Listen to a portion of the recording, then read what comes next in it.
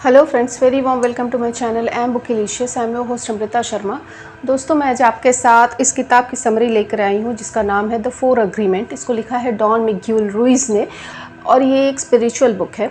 तो इस किताब में क्या बोला गया है, इसमें 4 समझौते दिए गए हैं। हमारे जो पुराने समझौते हैं, जैसे कि हम एक जजमेंट की किताब लेकर घूमते रहते हैं मन के अंदर, और ये जो जजमेंट की किताब है ये बचपन से ही हमारे ऊपर लाद दी जाती है। हमारे माता पिता, हमारे दादा दादी, नाना नानी, उनके माता पिता, ये पीढ़ी दर पीढ़ी चली आ रही है और इसको हम अपने अंदर ढोते चले आ रहे हैं। ये जजमेंट की जो किताब है ये हमें इतनी ज़्यादा प्रभावित करके रखती है, इतना ज़्यादा अपने कंट्रोल में करके रखती है कि ये सिर्फ इंसानों के प्रति जजमेंट नहीं करती, बल्कि ये जो जीव जंतु चीज़ों के प्रति, ऐसा कि ये हमारे खुद के प्रति भी जजमेंट करने लगती है।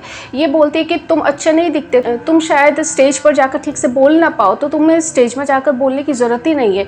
इस तरह से ये हमें इंट्रोवर्ट बना देती है, इस तरह से ये हमें कावर्ड बना देती है। हर चीज़ में हम इस जजमेंट की किताब के अनुसार चलने की कोशिश करते हैं, ये हमें कंट्रोल करती है। इस वजह से हमारी जो सारी एनर्जी है इसी के ऊपर खर्च हो जाती है। हम अपने रियल सेल्फ, हमारा जो रियल प्रकाश है, उस तक पहुंच नहीं पाते हैं। तो ये जो पुराने हमारे समझौते हैं, इनको तोड़कर हमें जो ये 4 नए समझौतों को अपने लाइफ में इंक्लूड करना है। तो ये जो 4 समझौते हैं क्या, इसको हमें जानना होगा।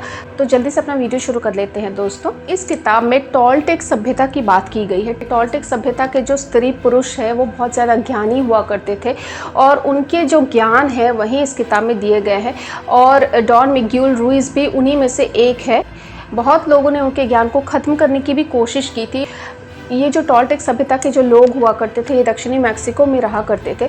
तो डॉन मिग्यूल रुइज भी उन्हीं में से एक है। उन्होंने डिसाइड किया कि उनका जो नॉलेज है वो दूसरों तक स्प्रेड करे, ताकि लोगों में ये भावना फैले और लोग इन 4 अग्रीमेंट को अपनी लाइफ में इंक्लूड करें और रियल प्रकाश की तरफ आगे बढ़े। तो फर्स्ट जो अग्रीमेंट है उसका नाम है अपने शब्दों के प्रति निष्पाप रहे। हमारे जो शब्द है उसमें बहुत ज़्यादा सम्मोहन शक्ति होती है।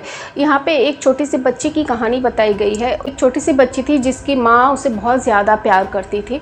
जब उसकी माँ काम से वापस आई और वो बहुत ज़्यादा परेशान थी, पर बच्ची अपने मन में खुशी मन से गाना गा रही थी और उसके माँ को वो गाने चुभ रहे थे, क्योंकि वो अपने काम से बहुत ज़्यादा परेशान थी और वो गाना जो उसकी माँ के कान में जा रहा था उसे शोर लग रहा था। तो उसकी माँ ने बोला उस बच्ची को कि तुम चुप नहीं रह सकती, तुम कितना ज़्यादा शोर करती हो और कितना बेसुरा गाती हो तुम।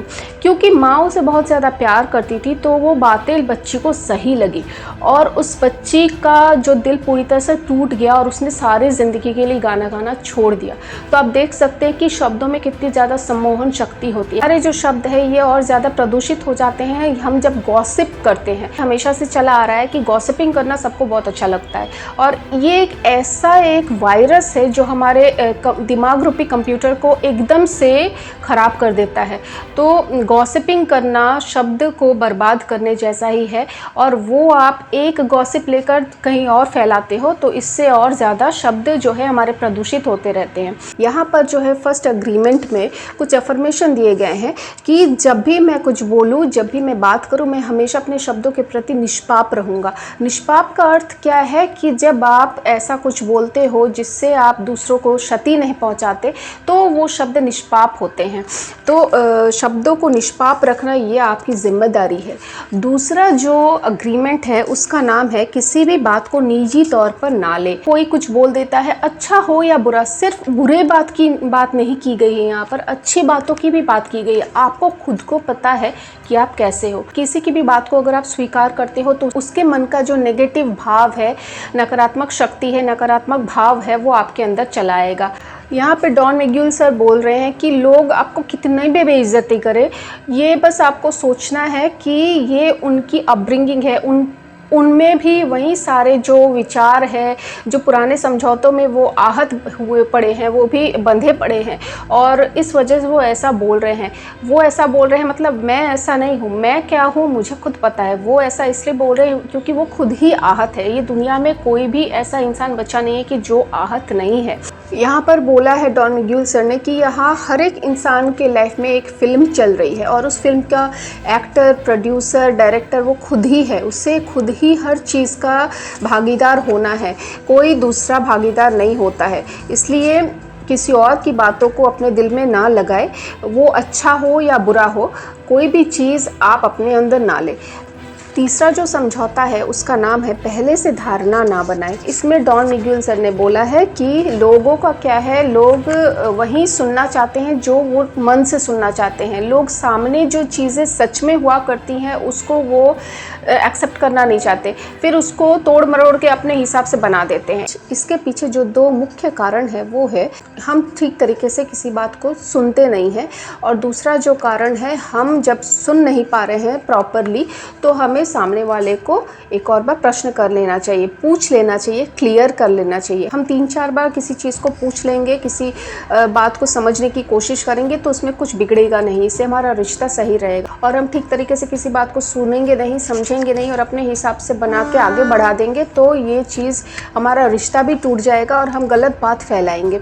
तो पहले से धारणा ना बनाएं। और इसमें ये भी बात बोली गई है कि लोग जो है अपने परिवार के प्रति भी धारणा बना के रखते हैं कि ये हमारा परिवार है, ये मुझे अच्छी तरह से समझेगा, लेकिन तब हम आहत होते हैं जब हमें पता चलता है कि हमारे परिवार वाले भी हमें अच्छी तरह से नहीं समझते हैं। कोई किसी को अच्छी तरह से समझता नहीं है, सब अपने अपने ही दुख परेशानी में उलझे हुए हैं। हमारे जो पुराने समझौते हैं उसमें ही हम जकड़े पड़े हैं। तो किसी को बदलने की कोशिश भी ना करें। कोई ऐसा है तो मैं उसे अपने प्यार से चेंज कर दूंगा या बदल दूंगा, ऐसा नहीं होता है। जब तक वो इंसान खुद से बदलना नहीं चाहता, वो कोई इंसान खुद से स्पिरिचुअलिटी को ग्रहण नहीं करना चाहता, तो आप चाहकर भी उसके अंदर वो नई चीज़ डाल सकते हो। चौथा जो समझौता है वो है अपनी ओर से हमेशा सर्वश्रेष्ठ कार्य करें। अगर आप अपने लिमिट से ज़्यादा काम करेंगे तो आप थक जाएंगे, या आप में जितनी कैपेबिलिटी है उससे कम करेंगे, वो चीज़ आपको मन ही मन तकलीफ देता रहेगा कि मैं शायद इससे अच्छा और कर पाता। किसी इनाम को पाने के लिए अगर हम काम करेंगे तो वो काम सर्वश्रेष्ठ नहीं होगा। ये चीज़ भगवत गीता में भी बोली गई है कि कर्म करो, फल की चिंता ना करो। फल की चिंता किए बिना अपने कर्म को अगर आप करते हो तो वो कर्म सर्वश्रेष्ठ होगा। ईश्वर की जो पूजा हम करते हैं, ईश्वर को जैसे हम खिलाते हैं, नहलाते हैं, धुलाते हैं, उसी तरह हमारा जो शरीर है ये भी ईश्वर ही है। आप अगर अपने शरीर का ध्यान रखते हो, अपना ख्याल रखते हो, तो आप ईश्वर को प्रेयर करने जैसा ही काम कर रहे हो। यहाँ पर बोला गया है कि हम जब तक अपने पुराने जो समझौते उनको नहीं तोड़ेंगे तो ये 4 समझौते हम एक्सेप्ट नहीं कर पाएंगे। पुराने समझौते जो है वो परजीवी की तरह है। परजीवी का काम क्या होता है कि वो जो मेन पेड़ होता है उससे सारी जो ऊर्जा है उसको सक कर लेता है, उसको मार डालता है और वो खुद ब खुद बढ़ता रहता है। इस परजीवी को मारने के लिए कुछ रास्ते भी बताए गए हैं। अगर हो सके तो इसे उगने ही ना दे, जड़ से ही ख़त्म कर दे, और अगर ये उग भी जाता है तो इसे हम ये जो 4 समझौते हैं इसके द्वारा हम काट सकते हैं, ख़त्म कर सकते हैं। और हम अगर ये जो नेगेटिव जो वाइब्स हैं इसको अगर हम नहीं डालते हैं तो इसको परजीवी को खाना नहीं मिलेगा, ये अपने आप ख़त्म हो जाएगा। और दूसरी जो बात बताई गई है वो है मौत के फरिश्ते के साथ प्रेम। तो अगर हमें हमेशा दिमाग में ये रहे कि जो भी चीज़ हमारे साथ है, हमारा जो परिवार है, हमारा जो सब कुछ है, वो कुछ तात्कालिक है, कुछ समय के लिए है, उसके बाद मृत्यु के बाद ये सब कुछ छिन जाएगा, ये सब कुछ चला जाएगा, हम इसको साथ में नहीं लेके जा सकते हैं। और मृत्यु कभी भी आ सकती है। मृत्यु के फरिश्ते ने ये जस्ट इसको हमें टेम्पररी यूज़ करने के लिए दिया है, तो हमें परेशान होने की ज़रूरत ही नहीं होगी, हम किसी बात से परेशान ही नहीं होंगे। जब हमें पता चल जाएगा कि सब कुछ जो है वो हमारा है ही नहीं, तो हम गुस्सा ही किस पर होंगे। मौत के फरिश्ते की जो बात है उसको हमेशा दिमाग में रखना है। तो डेली स्टोरी में भी यही चीज़ बताई गई है, मेमेंटो मोरी की बात की गई है कि हम कभी भी मर सकते हैं, मृत्यु कभी भी आ सकती है। तो जीवन यही है, अभी है, इसको जी लेना है। और जो भेदभाव, द्वेष, जलन, ईर्ष्या जो भी है उसको मन में लाना ही नहीं है। तो ये चीज़ बताई गई है। ये है 4 अग्रीमेंट। और प्रार्थनाएं भी दी गई है। यहाँ पर बोला गया है कि आंखों को बंद करें और आंखें जब खोलेंगे तो आप देखेंगे कि चारों तरफ से आपके पास प्रेम आ रहा है, प्यार आ रहा है। आपके जो लव्ड वंस है, आपको जो पसंद नहीं करते, वो सारे इंसान, हर किसी के पास से प्यार आपकी तरफ खींचा चला आ रहा है। तो ये जो किताब है ये मुझे बहुत अच्छी लगी, बहुत ही पॉजिटिव बुक है और इसको मैं बहुत दिन से पढ़ना चाह रही थी। बताइए आपको कैसा लगा ये वीडियो और कैसी लगी ये बुक। अगर अच्छी लगी तो प्लीज़ लाइक कीजिए इस वीडियो को, और अभी तक वीडियो को देखने के लिए बहुत बहुत बहुत शुक्रिया। Thank you thank you thank you. मैं फिर से हाजिर होंगी आप सबके सामने एक नए वीडियो के साथ, एक नए किताब के साथ। तब तक के लिए अपना ख्याल रखिए, खुश रहिए। Till then take care, bye bye.